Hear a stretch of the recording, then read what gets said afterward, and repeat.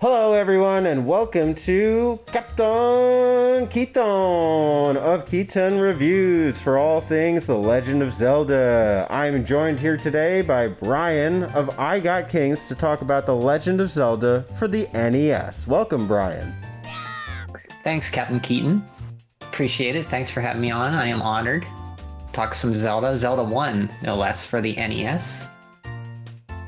Right, I'm honored to have you, somebody who was around for it when it first came around.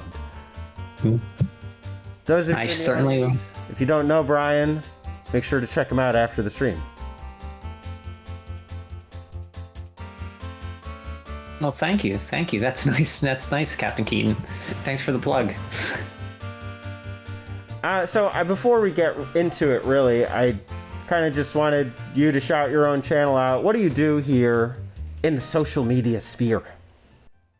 Yeah, I have a YouTube channel, I Got Kings. I post basically games I beat, little thoughts about games I beat. Sometimes I do Nintendo Power reviews, looks at Nintendo Power issues, and I upload all my streams when I stream there. You can find them there at I Got Kings. I play a variety of games from NES, Super Nintendo, Genesis, and newer stuff, as well sometimes. So check me out if you want. I Got Kings. Absolutely. You'd be remiss not to. So let's go ahead and get into it. I want to do a video on the first Legend of Zelda, but one issue that I'm running into is I wasn't around for it when it first came out. So time has jaded me in some respects, and I invited you here today to kind of figure out what was it like. So one of the first questions I have for you is, what was it like? What was it like around the time that the first Legend of Zelda released? What was your exposure to it exactly? Well, first Legend of Zelda, my first exposure to the Legend of Zelda, it was released in '87 here. I don't think I played it till '88 or '89. My friend had it. The same friend I played the first NES game on. This wasn't the first NES game I played, but it was one of the later one of them it was like a few after he got it. I would have been in '87. I think I would have been heading into third grade, I think. So I was real young, so I had to really stretch my head, like, what was it like? It's you don't really, looking at it, you don't really look at it like this when you're playing it. I played with them. We didn't know anything about the game, so we had the manual and the map, and we'd look at it and we'd play the game, read the manual, and we'd tell each other like what to do. We'd try to help each other, and we were able to get pretty far with just that map, the hint book, and stuff. And we did beat it at his place, and I later got a copy of it myself. But that was my first exposure to The Legend of Zelda around third grade at my friend's house. And in Western Pennsylvania, rural Western Pennsylvania. Wow. Okay. That's interesting. So, in third grade, your first exposure, was it one of the first video games that you had really seen? Had you No, to that point? no, I've seen others. First video game I've seen was Atari. Wii Combat, probably. Played Spider Fighter would probably be one. E.T. A lot of Atari stuff. ColecoVision. And then that would have been like kindergarten, first, second, and then moving into third grade, this friend that I played Zelda with, he had an NES, and he had like Contra, Mario 2, Mario 1, Super Off-Road, Legend of Zelda. And those were the first NES games I really experienced, were those ones. And Zelda happened to be one of those. This would be 88, 89, around there. '87, '88, and now. And it was either third or fourth grade around that same time. You got to excuse me, that was a while ago. So I do remember it was around that time. But as to when I played Zelda, it would have been there. I don't exactly remember what time of year it was. I don't remember the smell of the air or the season or anything like that. But that was the time. It wasn't the first, but probably about the third or fourth NES game I played. because I think he got it later with that first three games: Mario 2, Mario 1, Super Off-Road, Contra. I think he got Zelda after that, in '88. So, did that first Zelda leave a strong impression? Did it like make any kind of emotional impact on Oh, you? yeah, yeah. So it's funny looking at the time. It's like you're playing it and you're not thinking, "Wow, this is going to change my life forever." You're just it's a game. You're a kid. You're enjoying it. You're having fun. It's something to do. You're really hooked on it. Um, I remember the feeling of like there wasn't anything quite like it. Like even on the NES, the games I played Mario 2, which I really love, and that was another one like I wasn't quite like anything else I played. But coming from the Atari, there was all those experiences where every game you saw in the NES was a new experience, a mind-blowing experience because Atari, very simple arcade games, single screens, high score. NES had more longer games where you could actually complete more adventures with deeper gameplay. And Zelda was the top of those early games. That and probably Super Mario 2 that had like it seemed like a sense of wonder, like you could do anything in this game, even though it's very limited in its structure. The structure it does is very it has you feel like you're adventuring and feel a series of wonderment, like how big is this world. And what came with it, with the book and the map and the hint book, really added to that, because you could like really look at that map and see the squares that aren't filled in and kind of wonder where it's at. The hint book would tell you like little hints how to progress, and that really made you want to play more.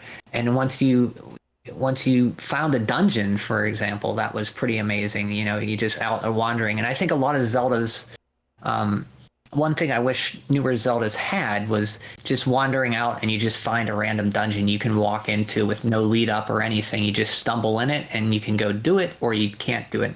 I don't think a lot of Zeldas have done that as well since Zelda 1. I mean, you can look at Link to the Past, but even that, it's kind of, it does that, but it doesn't have that same. It almost seems like it's like shackled together, and like you're just wandering out and oh, there's a dungeon. It just happens upon you. Where Link to the Past, it's like more. There's always they have it on your map marked, or they have clues telling you where to go. In Zelda, it's just like stumbling upon like a $10 bill in the woods or something. You know, it's a sense of mystery that you find something, and the dungeons especially are what stuck with me. Finding the dungeons, just oh, there's one, and it's a sense of really enjoyment that you get from finding something in the unknown. And there's other things too, like bushes and and stuff that you burn, and you can find rupees in shops, and that was cool too. But the dungeons, I would say for me, were the biggest thrill of Zelda, finding those. And I remember me and my friend he'd play and then we'd talk, and I'd play and he'd talk. And then eventually when I got the game, I knew how to play it, and I was able to get most of the way through it pretty easy, not easily, but I remembered doing that. How far were you able to get at that time, kind of prior to the internet era, where I think everything's kind of a little more spelled out for you? We beat it. So the thing is, you can beat it without the internet if you have the map, hint book, and instruction manual. It tells you pretty much what to do. And as a kid, you got the time, you know, after school and friends to do it. So it wasn't that bad to beat. There was also Nintendo Power. I'm sure there was tips in there that he had, and I got a subscription later that had tips. And through that, you've kind of hear. It's almost like Nintendo Power game magazines were the internet of the day, because a lot of games that are considered very cryptic, everybody knew the secrets because they just had Nintendo Power, like the Simon's Quest, Tornado. I don't know how I knew it. I never read it. I just knew it. And I can't remember exactly ever hearing about it, but I just knew it somehow. Nobody told me, but I knew it. And I think that was Nintendo Power, because I read that a lot. And he had a subscription, I had a subscription. So in a way, it was kind of the internet. With that and the the literature and the map and stuff that came with it, you could put it together. Now without that, obviously today somebody's playing Zelda.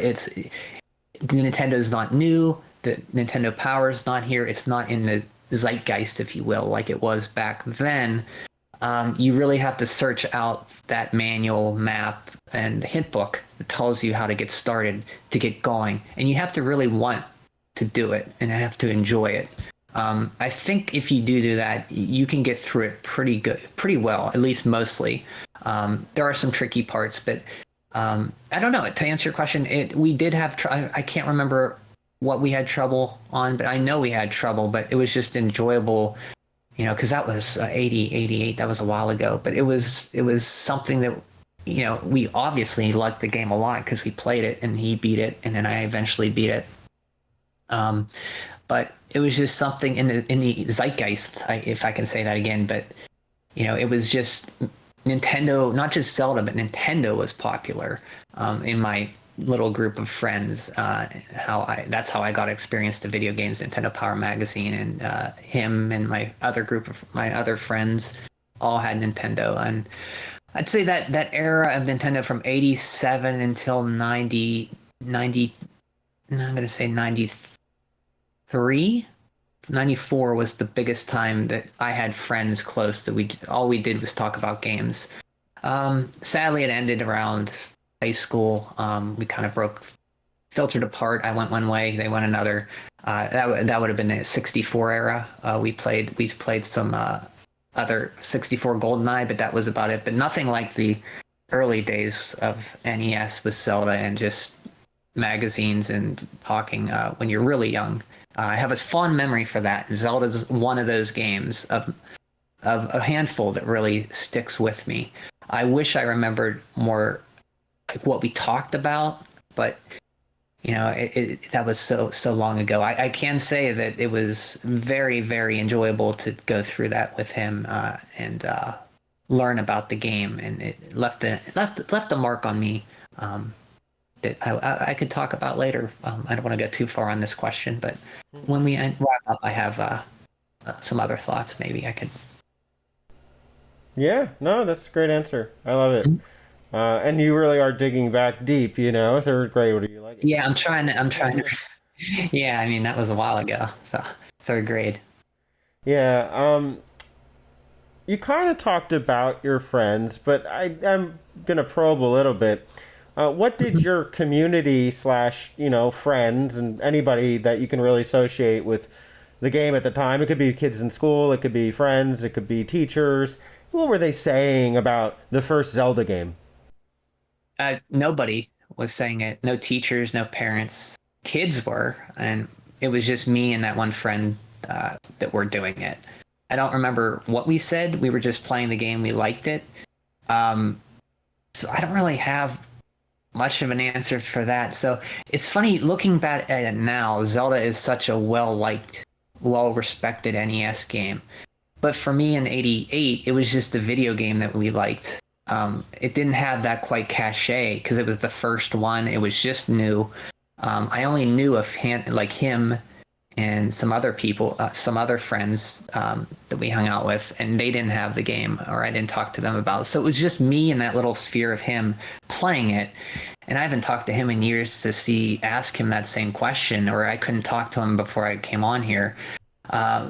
But to answer your question, what did the community think about it? I mean, we liked it. I know I can say that Nintendo Power really covered it very well. The Game Atlas, Nintendo Power Atlas covered it very well. But my parents, the only time they heard about it was when I asked for it for when I got it after I played it in my friend's house. There was commercials. I remember seeing the Zelda commercial on TV with the little kid with glasses, Legend of Zelda, and it's really rad. The creatures from Ganon are really bad, that commercial. And it was funny on that commercial, it always bugged me. The NES buttons are black for some reason, and instead of gray. And I never understood why they're black in that commercial. But that really stuck with me, and just that idea of playing it with my friend. But it's weird. The whole NES era we rented so many and played so many games with my friend and my other friends that renting we just always want to rent a game, and we kind of played, oh, Zelda, that's cool, let's play another game. So we never really like, let's beat Zelda again and again. We always rented games and just played other games too, because everything was new for games back then. It's like coming from Atari and NES, it was like progressing so fast. Like looking at Atari and then NES was wow, and then Super Nintendo. You know, we heard rumors about that much years later, like two years later or so, and that was exciting. So there was so much happening in so little time that you could not really stop as a kid and just focus on Zelda and just Zelda. There was so much coming out that we wanted to play and rent it and go to sleepovers and hang out, you know, in town and just at night just play games or go out and walk in the woods and stuff. There was other stuff, but when we did play games, it was usually we'd rent games, or he'd get a new game. I'd come over and play it, and we kind of have the other one pushed aside for a little bit, if that makes sense. So, what I'm basically saying is the new stuff was always coming out, and we always would want to try it and rent it. That Zelda, once we finished it, like we played, we were playing other stuff. Weren't really talking about Zelda a lot anymore. It's not to say that I didn't love it, but that's just how it was. Like, I just can't remember, because there's so many other games during that time in my head that the specific, if it was just Zelda I played and I fell in love with it, I'd have more fun, and that's all I loved, that I'd have more focused memories on that. I hope that answers your I'm trying to explain why I don't have so clear memories of just Zelda. That's okay. Don't worry. I understand. Mm-hmm. And I mean, from what it sounds like, it's just, I wouldn't say it was like just another game. It was a great game, but it was a great game among the many great games of the first. Yeah, exactly. Exactly. Because in that span when Zelda came out in '87, you had first you had Mario, you had Zelda, then you had like Metroid, Kid Icarus, you had Mega Man, you had Zelda 2 was coming out soon, Super Mario 2, Super Mario 3, Contra, Super C. You had like there was all this stuff you could rent, like Iron Sword, the Wizards and Warrior games. There was you could find like RC Pro-Am was big. There was just so many games coming out that were just very good, and Zelda was one of many. And I didn't mean to diminish Zelda. It's an awesome game. It's just there were so many awesome games coming out that time that it's my memory of it is so linked with everything else during that era. Mm-hmm. I like that. The Legend of Zelda was one of many, but it doesn't make it a game. That's really cool. No, I hope I didn't come off saying it's bad. I just like I didn't get that. I'm trying. Yeah, good. I didn't mean that. You have to not be listening to you have to like be half listening to think that you said that. Yeah. So I'm not worried about that. So I kind of have a sense for it, but I'm going to rephrase the question. So I'm going to ask it as I wrote it as well. How important, and I have an assessment for this, how important was The Legend of Zelda to you then, and how important is the original Legend of Zelda to you now, comparatively? More important to me now. So I will say it's as important as an NES game can be to me. Like a lot of NES games, like Zelda is one of many that's very important. Sorry about that. It's one of many that's important to me. So I'm trying to think how to say this. I hold it in higher regard now than I ever did as a kid, and I think that's because nostalgia is part of it. Like pining maybe a little bit for that time. Like I wish I could go back and experience it for the first time, and you can't, but you kind of hold that tight and close to you. And as it gotten more popular and more popular, you're like, oh, I played it then. I played that. It seems a little bit, that's cool. I still find it every year or so. Every year I play it, or every other year, and I still find it a blast to play. More so than as a kid, because I wanted to play new stuff all the time. I wasn't as my attention span wasn't as focused as a kid. I'd want to move on between other games. Whereas now I can really appreciate it more. And I think that goes to my other question, as I can really appreciate it more. As a kid, I couldn't as much, even though I was there for it. Now I can really look back and say, yeah, Zelda was really good, and it's nice and to know that it still holds up and people think about it so highly. So in that respect, I think playing it now, I still have a blast playing it, and so I think I hold it in higher regard now than I did as a kid, just because how well it holds up. I think, and I forget about even playing it every year. I forget about things. I forget, oh yeah, I don't know where all the bushes are. I know where some of them are, but you can always get better at it. And it's not too long of a game that you can, each time you play it, you remember a little bit more, and I'll pick that up next time. And it's, back then we went through it and we beat it once. I think I beat it once as a kid. My friend probably beat it once, and then we moved on. Whereas an adult, I probably beat Zelda 4 or 5 times since 2019 or 2018 or something like that. So I think as you get older, you kind of appreciate it more, or at least I do, and you want to play it again because you understand it more, I should say, after having an experience of it as a kid and then playing it a few times. And there's just so much to it. Like, there's a second quest. If you beat the first quest, I beat the second quest for the first time last year without a guide or anything. And that's like a totally different game. So once you're done with the first quest, you can do the second quest. And I still am not good at the second quest, I'm still not great at Zelda, but I can get through it and I can get better at it. So in that respect, I see how I can get better at it. And it's still fun to play. It's still fun to just get that sword and walk around, beat some Octoroks and Moblins, blast a guy's house open and he pays you for, door repair. It's still fun. And the dungeons, I think, are what I really appreciate. I mentioned earlier, stumbling across a dungeon. I still forget where some of them are, and it's, oh yeah, this one's here, and it brings a little tinge of nostalgia back, Mm-hmm. And even that dungeon song, I love it. It's droning, but it's very good. It's very a sense of like just despair And like, going. I want to get out of here quickly. Yeah, it's like it's just the do. It's just so like, yeah. I mean, there's not a lot of music in the game, but what's there is so memorable, So I think to answer your question, I would say it's as important to me as any NES game that I love, and there's a lot of them. It's up there with Super Mario 2. It's up there with Contra. It's up there with Castlevania. It's up there just as important, if not more so, than a lot of those. And I am glad that I grew up with it because I have those memories. And there's a certain time in video games, I could say I grew up as games grew up. I grew up with these in these late 70s with Atari and and I grew up with the NES during the heyday, and I'm seeing the video games grow now, and I'm very fortunate to have done that.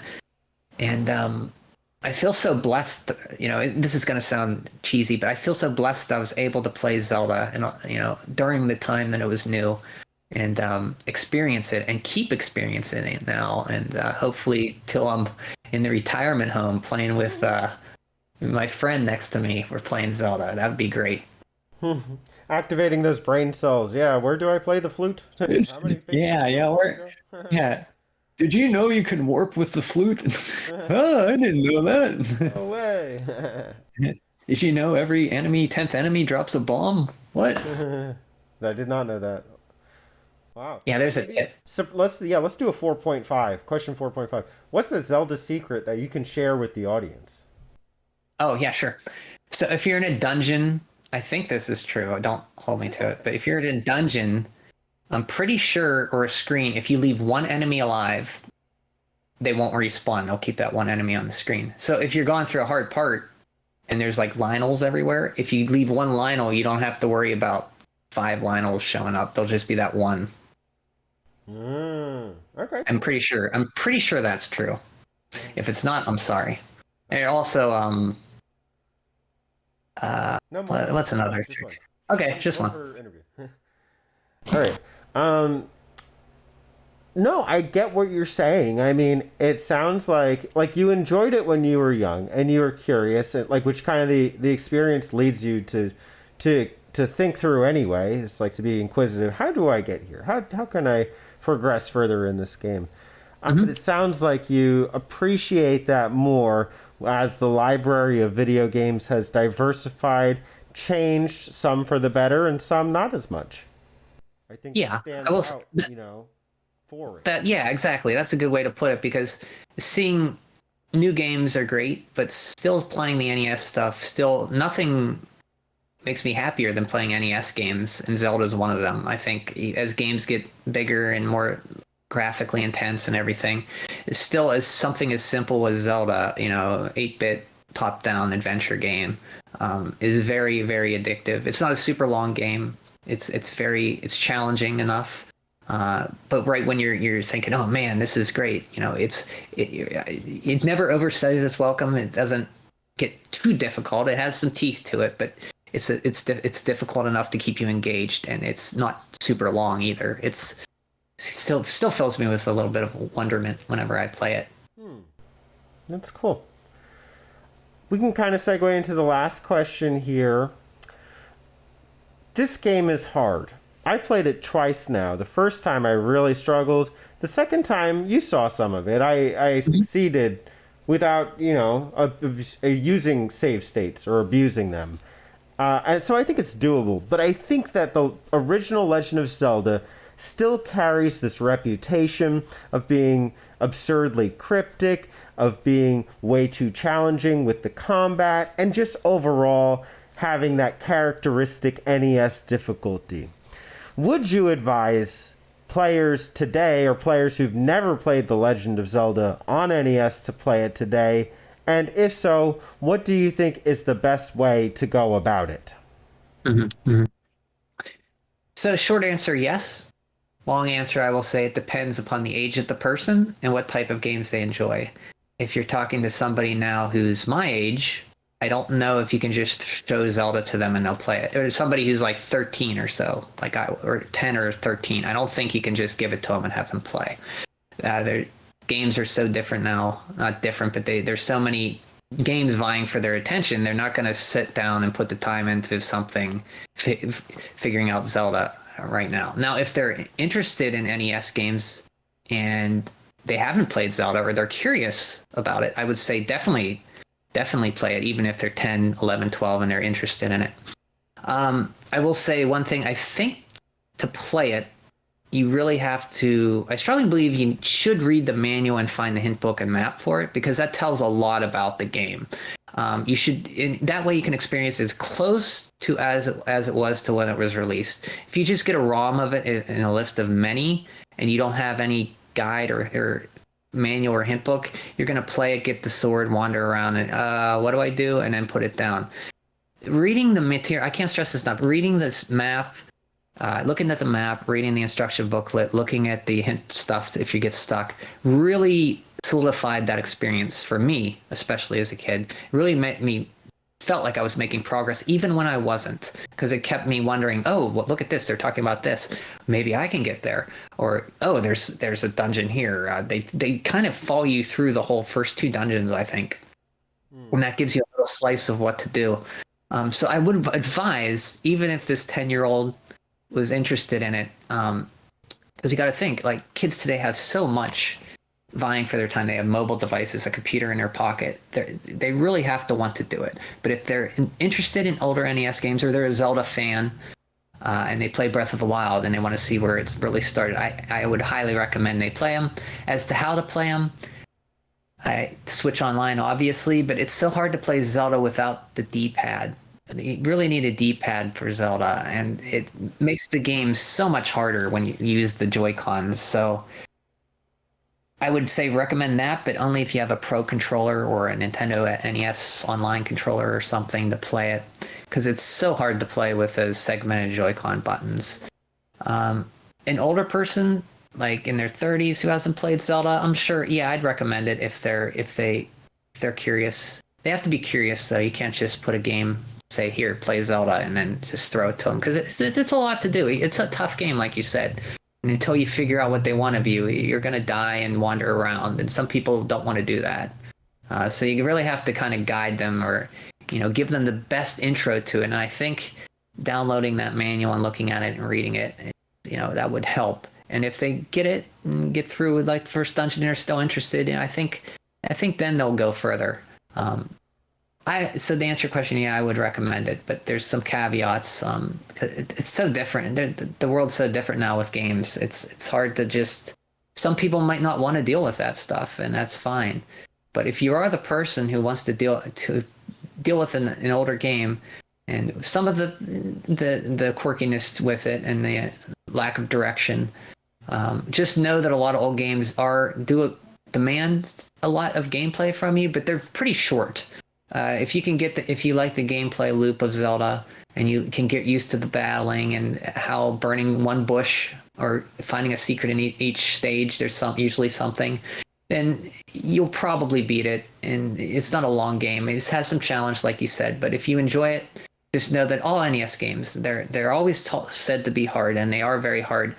But you got to remember that they're small. They're a few hours. Once you beat it once, you can get through it again quicker and quicker. And that's the same way with Zelda. Once you beat it once, you do it again a little bit better. And there's a sense of accomplishment from doing that.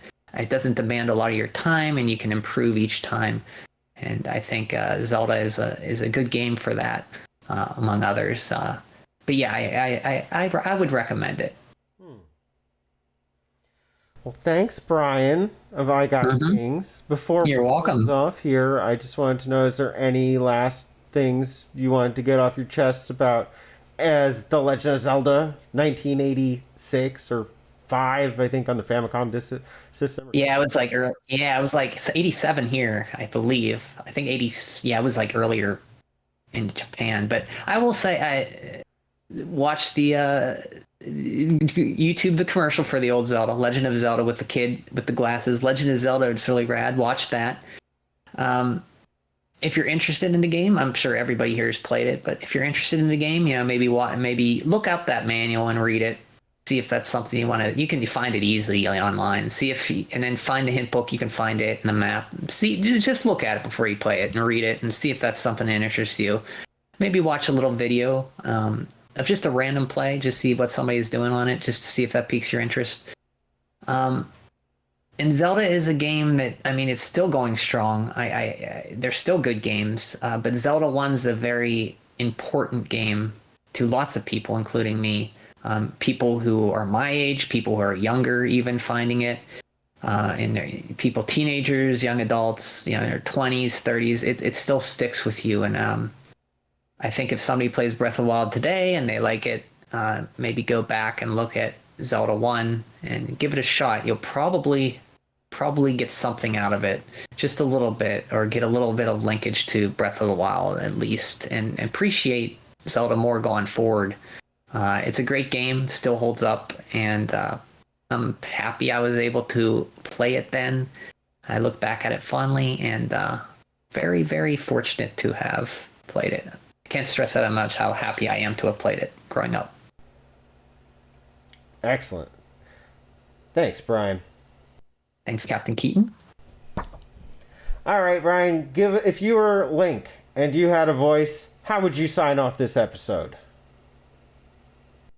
Oh, I'd say,